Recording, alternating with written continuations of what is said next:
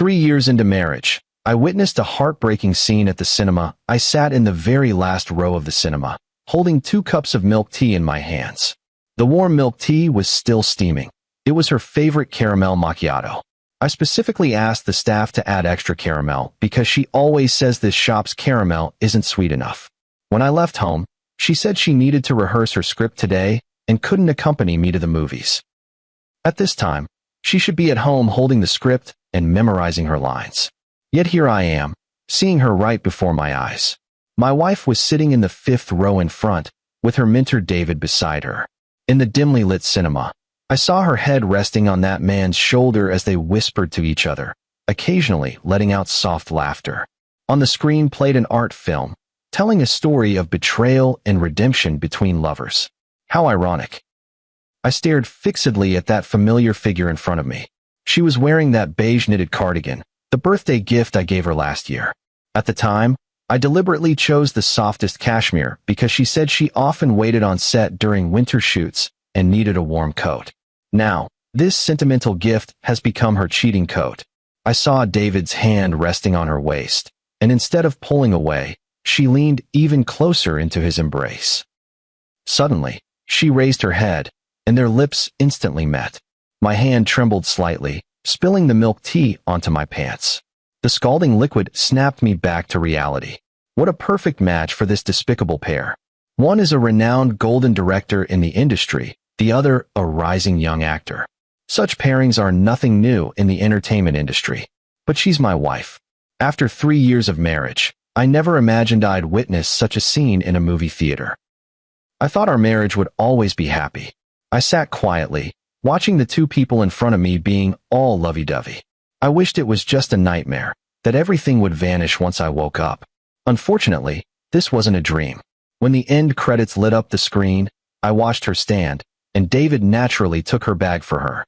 He had his arm around her waist as they walked towards the exit, laughing and chatting. I took out my phone and turned on the video recording.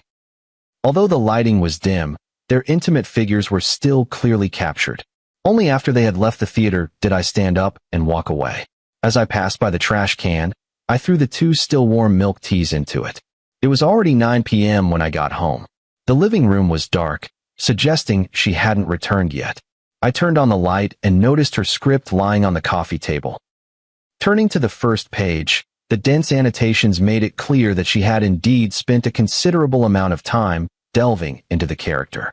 Only, she hadn't been studying the role at home. She'd been cozying up with the director in the movie theater. I sat on the sofa and lit a cigarette. This was our home, every piece of furniture chosen together. 3 years into our marriage, we've decorated this house to be warm and cozy. Amidst the swirling smoke, many memories came flooding back to me. The first time I met her was at a psychology lecture. At the time, I was working as a psychological counselor, giving a talk on occupational stress, and she was one of the attendees. Back then, she was still an unknown extra, running minor roles every day, not even getting a close-up shot in the crowd. After class, she came to me for advice, saying that the pressure of acting was too much and often caused her anxiety and insomnia. I remember how she looked back then, barefaced, wearing a simple white t-shirt, appearing youthful and sincere. Later, she became my regular counseling client, and we gradually grew closer. Later, we fell in love, moved in together, and got married. In just a few years, she went from being an unknown actress to a somewhat well-known young performer. I thought we would walk hand in hand through life together. But now, everything has changed. I took out my phone and reviewed the video I had just recorded again. Although the lighting wasn't great, it was enough to make out the figures of 2 people. Especially that scene of them kissing, it stung my eyes painfully. I stubbed out my cigarette in the ashtray and got up to walk into the study. As a psychological counselor, I am fully aware of my current mental state. Anger, betrayal, disappointment. All these negative emotions churn in my chest. But I must remain calm. I turned on my computer and started searching for information about David online. This renowned golden director in the industry doesn't have the best reputation. He's infamous for exploiting actresses through the casting couch, but since his films consistently win major awards, no one has dared to expose him. A few years ago, he collaborated with Mary on a movie, which was also her first film. Through that production, she rose from obscurity to fame overnight. I was genuinely happy for her back then, thinking she had finally made it through the tough times. Looking back now, perhaps everything started changing from that moment onward. My fingers tapped across the keyboard as I searched for every piece of information about them. Soon, some scattered clues began connecting into a coherent picture. Since last year, Mary and David have been working together more frequently. In addition to films, they also participate in some commercial events together. After each event, they would dine alone together. Paparazzi have caught them a few times, but since he was her benefactor, no one suspected anything beyond that. But upon closer reflection, she has indeed been different from before over the past 6 months. She used to be very clingy, always wanting to be by my side every day. Lately, she keeps saying she needs to study her roles and is often not at home. Even our intimate moments have become fewer. Whenever I initiate, she says she's tired. Opening my phone's photo album, I realized our couple photos from the past 6 months could be counted on one hand. There were quite a few photos of her with David, all taken at various events. In those pictures, she looked happier than she ever did at home. I saved all these photos. Before I knew it, it was already late at night, and she still hadn't returned. I sent her a message. "Why are you so late today?" She replied quickly. "Got too absorbed in studying the script, just realized how late it is. I'll be right back." I let out a cold laugh. Even if she was cheating, she had to find a perfect excuse for herself. 20 minutes later, the sound of the door locked turning echoed. She tiptoed in and seemed startled to see the living room lights still on. "Honey, why aren't you asleep yet?" Her voice was still gentle, carrying a hint of guilt. I looked up at her. She was still wearing that beige cardigan, her makeup as flawless as ever. She seemed like a completely different person from the one I saw in the cinema this afternoon. "Waiting for you," I said with a smile. "How's the script study going?" "It's okay." She walked over and sat down beside me. "This role is quite challenging. I still need to study it more." I nodded. "So what advice did director David give you?" Her body visibly stiffened for a moment, but quickly returned to normal. "I didn't see him. I've been at home reading the script all day, just went out to find some inspiration." "Really?" I took out my phone from my pocket. "Then who's the person in this video?" Her face instantly turned deathly pale. 5 minutes later, Mary remained seated stiffly on the sofa. In the video, intimate scenes of her and David played on repeat. "Now, do you have anything else to say?" I asked coldly. Her lips trembled as tears streamed down her cheeks. "Honey, I can explain." "What is there to explain? That you were getting intimate with another man in the cinema? Or all the lies you've been telling me lately?" I looked at her panicked expression, feeling a surge of disgust. "It's not what you think." She grabbed my hand. "David and we were just rehearsing a scene." I shook her hand off. "Does rehearsing require kissing in a movie theater? Does it need him holding you by the waist?" She finally had nothing to say, just sobbed with her head down. Tears smeared her makeup, making her look utterly disheveled. "Since when has this been going on?" I forced myself to stay calm. She remained silent for a long time before speaking. "Last year. When that film started production last year. Just as I thought." I nodded. "So, you've been having an affair behind my back this whole year?" "No, it wasn't like that." She lifted her head, her eyes pleading. "At first, it was just a normal director-actor relationship. But later he was so kind to me, often coaching me on acting, taking me to various dinners. And then you threw yourself into it too." I said sarcastically. She bit her lip. "I know I've wronged you. But I really do love you." "Love me?" I sneered. "Was it also because you loved me when you slept with another man behind my back?" "I didn't," she cried out agitatedly. "David and we didn't have that kind of relationship." I stood up from the sofa, looking down at her. "Do you think I believe that?" "Look," I said, opening my phone's photo album and flipping through the pictures one by one. "Last October, you two were out eating together until dawn. This February, while filming in Hongdian, you were still in his trailer late at night. In April, you traveled together for work and stayed on the same floor. Do you really expect me to believe all of this was just for rehearsing lines?" Her face grew increasingly pale. You've been investigating me?" "No, I only started looking through these today," I said coldly. "You know what? As a psychologist, analyzing human behavior is my specialty. I've noticed every one of your recent oddities. I just didn't want to believe it could be true. She threw herself at me, clutching my legs. Honey, please forgive me. I know I was wrong. I swear I'll never see him again. I let her hold me, my voice eerily calm. Do you know what I hate the most? She lifted her tear-streaked face. I hate being lied to the most, I said, word by word. For the past 3 years, I gave you all my sincerity. And you? You pretended to be a loving couple in public, but behind the scenes, you were fooling around with another man. Do you think this marriage is still worth continuing? No. She broke down sobbing. Husband, please give me one more chance. I really know I was wrong. I'll treat you well from now on. I bent down and wiped the tears from her face. It's too late. After saying that, I turned and walked into the study, taking out a document. It was the divorce agreement I had a lawyer draft that afternoon. Take a look. I tossed the documents onto the coffee table. You committed adultery during our marriage, which should leave you with nothing, but I'm giving you 5% of the assets as payment for these years together. If you think the terms are acceptable, sign them. Her hands trembled as she picked up the documents, glanced at them, and then threw them to the ground. No, I don't want a divorce. Honey, can't you forgive me just this once? I promise I'll never make such a mistake again. I picked up the documents from the floor, my tone calm. Do you remember our wedding vows? You said you'd love only me for the rest of your life. Now it seems that promise, just like the one you're making now, was equally hollow. She rushed over and clung to me. That's not true. I truly love you. It's just, I was just so lost during that time.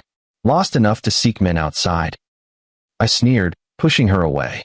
Enough with the act. Isn't acting your specialty? Did you practice this pitiful look with David? She froze, tears streaming uncontrollably. You. How did you become so cruel? Cruel? I laughed. If I were the one betraying our marriage, what would you do? Would you forgive me? She couldn't speak.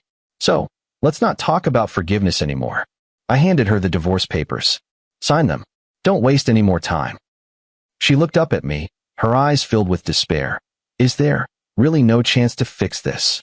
No, I said firmly. The moment you betrayed me, this marriage was over. At 3 a.m., Mary finally signed the divorce papers. Her eyes were red and swollen from crying, and her hand trembled as she signed. But I knew it was just another performance of hers. I'll have the lawyer notarize the agreement. Then we'll go to the Civil Affairs Bureau to finalize it. I collected the documents. You can take your time packing your things. I'll stay at a hotel for the next few days. She sat on the sofa, like a doll whose soul had been drained. Are you really this heartless? I couldn't help but laugh. Who's the heartless one? Was it me who abandoned this marriage, or you who betrayed our feelings? She lowered her head and said nothing more. I turned around and went back to my room to pack my things. This house was filled with our memories, but now they all seemed bitterly ironic. I packed up the essentials and walked out of the room with my suitcase. Mary remained in the same position, only her shoulders trembling slightly. By the way, I paused at the door. I won't publicize your affair with David. After all, it could affect my professional reputation. But, she looked up. If you want to go public with your relationship, it's best to wait until the divorce is finalized, I said coldly. Otherwise, I don't mind letting everyone know how you two cheaters got together. Her face instantly turned pale. You can't tell anyone. It would ruin my career. Huh. I looked at her mockingly. Now you're scared? Did you ever think about the consequences when you were fooling around with him? Please. She crawled toward me on her knees. Please don't say anything. I'll do anything you want. I took a step back in disgust. Get up, stop acting here. Aren't you the one who loves acting the most? Why is your performance so clumsy now? She froze in place, tears streaming down her face again. Don't worry, I mean what I say. I pulled up the suitcase handle. As long as you behave yourself, I won't spill the beans. But if you dare to play any tricks. No, I won't. She said hastily. I'll definitely do as you say. Good. I nodded, then it's settled. Pulling my suitcase, I walked out of the house without looking back. In the elevator, I opened my phone and sent a text to David. Director, it's been a pleasure working with you. Not long after, he replied, Who is this? I smirked and sent him the video I took in the afternoon, then turned off my phone. As I walked out of the neighborhood, the early autumn night breeze felt slightly chilly. I hailed a taxi and headed straight for the hotel downtown. In the car, I reflected on this absurd day. From leaving home in the morning to buy milk tea to now preparing for divorce, it's been just a matter of hours. This marriage was like an elaborately designed scam. And I, from beginning to end, was the fool kept completely in the dark. But now, it's time to end it.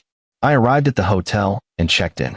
Lying in bed, I pulled out my phone and noticed several missed calls, all from Mary. I blocked her number, then sent a message to my assistant, instructing her to cancel all clinic appointments for tomorrow. Putting down the phone, I stared at the unfamiliar ceiling and suddenly laughed. This is all so ridiculous. I loved a woman for 3 years, yet I didn't even know what kind of person she truly was. And now, I've finally seen her true colors. Let's settle this account slowly from now on.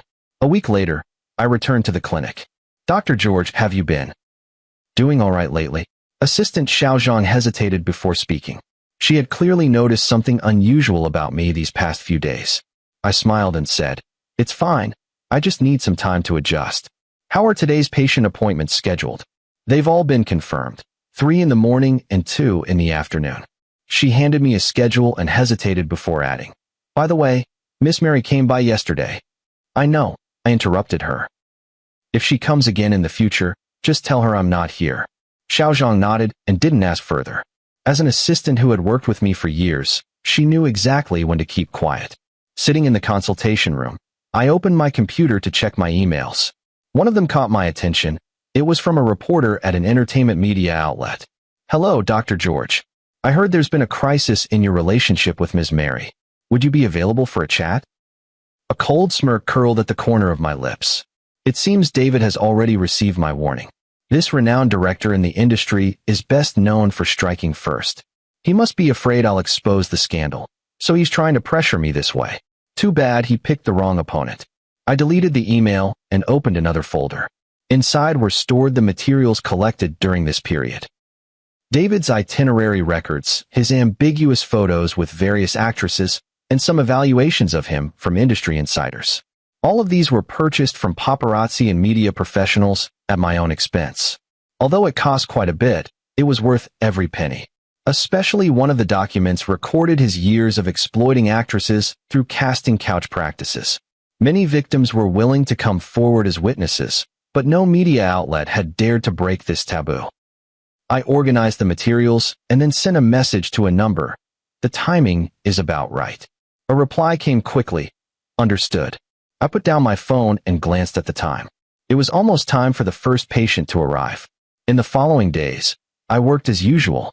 During the day, I saw patients, and at night, I studied the materials in the hotel. Mary kept calling and texting me, but I blocked all her attempts. It wasn't until the third night that the news I'd been waiting for finally arrived. A scandal about David exploded online. The whistleblower was a female actor he had previously exploited, providing substantial evidence including audio recordings, text messages, and photographs. I lay on the hotel bed, sipping red wine while scrolling through the news. Soon, more victims came forward to testify. David's shady deeds were exposed one by one. Public opinion online overwhelmingly began to condemn him. Late at night, Mary sent me a message. "It was you, wasn't it?" I didn't reply. David's situation has escalated further. His new film as director was completely halted. Investors withdrew their funding one after another, and collaborating brands terminated their contracts. As the subject of his scandal, Mary naturally got dragged into it as well. People online dug up various photos of her and David together, with some even claiming she rose to prominence through under-the-table deals. At noon, she called me again. This time, I answered. "Why are you doing this to me?" Her voice trembled with tears. "You know this could ruin my career." "Did I do anything?" I retorted. "Isn't this director David's own problem?" She choked on her words. "You're clearly taking revenge on me." "Revenge?" I sneered. "I'm just making sure those who deserve to pay the price do so. Didn't you love him so much? Now that he's in trouble, why don't you go help him?" "I didn't love him." She cried even harder. "I was just confused for a moment. Honey, please help me. I don't want to lose everything I have now." "Ridiculous." My voice was as cold as ice. "When you betrayed me, did you ever think you'd lose all this?" "Mary, this is your karma." After saying that, I hung up the phone and continued watching the situation unfold. By evening, David held a press conference, attempting to clarify the situation. But more evidence was exposed, completely cutting off his escape route. That evening, his studio announced an indefinite shutdown. Meanwhile, Mary was also caught in the whirlpool of public opinion. All the films she starred in recast her roles, and her endorsements were canceled. But that wasn't enough. I opened my computer and sent another batch of collected materials to the media. This was a video exposing David's misconduct of exploiting newcomers on set. Though the footage wasn't crystal clear, it was enough to prove his wrongdoing. The video has gone viral online. David can no longer whitewash his reputation. His career is completely ruined. As for Mary, she was also torn apart by netizens because of her relationship with him. Her Weibo comments were flooded with insults, calling her shameless and labeling her as the other woman. She called me several more times, but I didn't answer any of them. For the first time in these days, I felt a sense of satisfaction. Watching that cheating couple being torn apart by public opinion gave me a twisted sense of vindictive pleasure. On the 5th day, Mary appeared at the door of my clinic. She wore no makeup and was dressed simply, looking utterly exhausted. But I knew she was an expert at playing the victim. "What are you here for?" I asked coldly. "Husband," she sobbed. "I know I was wrong. Please forgive me. I don't want anything else. Just please help me." Looking at her pitiful appearance, I suddenly found it ridiculous. "Now you come begging me? Did you realize Director David can't be relied on?" She knelt on the ground. "No, I truly know I was wrong. I never loved him. The one I've always loved is you." "Enough," I said with disgust. "Your acting skills are getting better, but unfortunately, I'm not buying it." "I wasn't acting." She clung to my leg. "Honey, please give me one more chance. I really can't live without you." I bent down to look at her. "Do you know what? The way you are now disgusts me." She froze in place as if struck by lightning. "Get lost," I said. "Stop making a fool of yourself here." David's affair caused quite a stir. This once-renowned golden director in the film industry has now become a public enemy that everyone condemns. His movies were pulled from theaters, production companies sued him for breach of contract, and major brands terminated their collaborations with him one after another. And Mary had completely fallen from grace.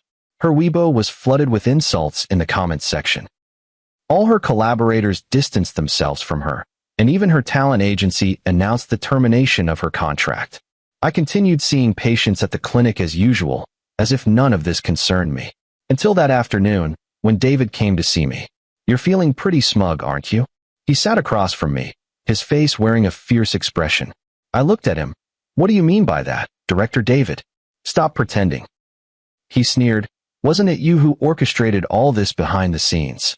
Do you have any proof?" I retorted. He suddenly stood up, pointing at my nose. "You psychopath. Just because Mary doesn't love you anymore, you take revenge on her like this?" I also stood up, staring straight at him. "Director David, watch your language.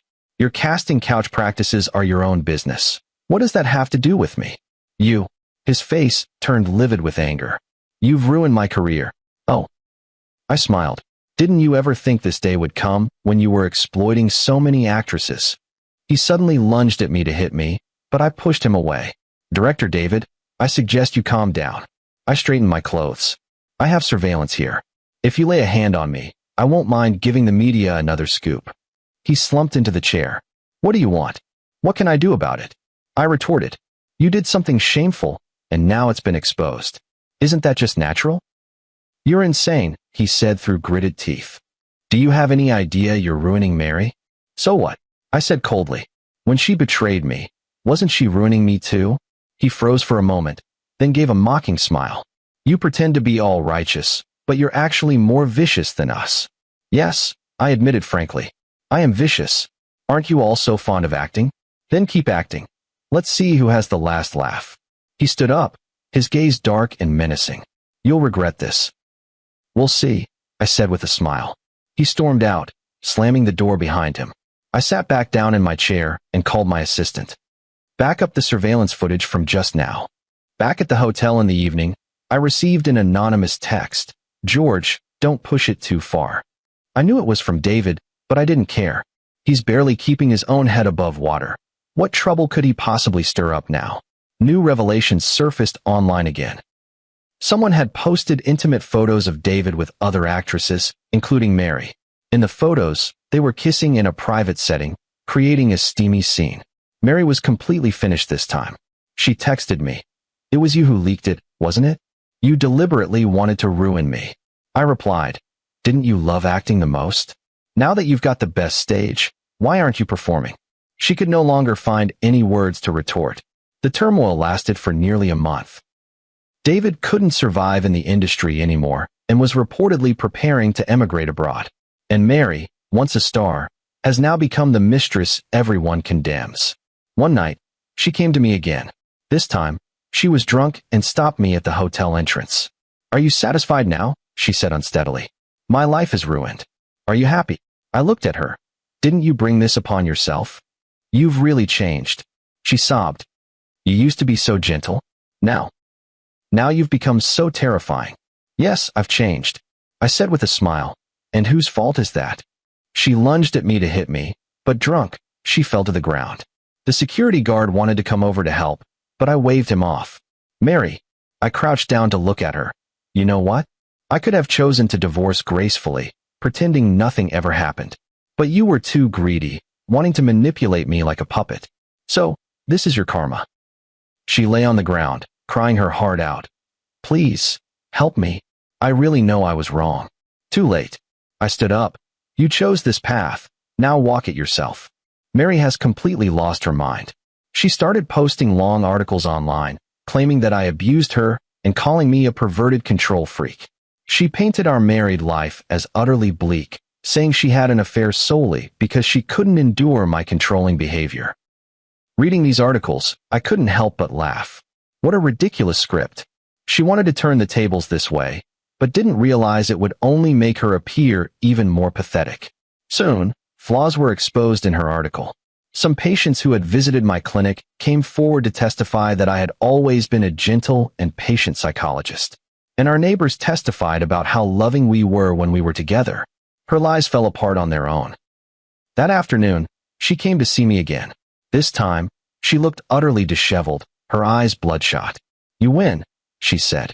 "I've lost miserably." I continued organizing the medical records. "So what?" "I beg you." She knelt on the ground. "Help me, please. If you just say a few words for me, I might still have a chance." "Do you really think that's possible?" I raised my head. "You betrayed me, and now you want my help? Do you think I'm a saint? I know I was wrong." She sobbed uncontrollably. "I truly know I was wrong. I shouldn't have betrayed you." I sneered. "You don't regret betraying me. You regret not choosing a better safety net." She froze. "Mary," I stared straight into her eyes. "You know what?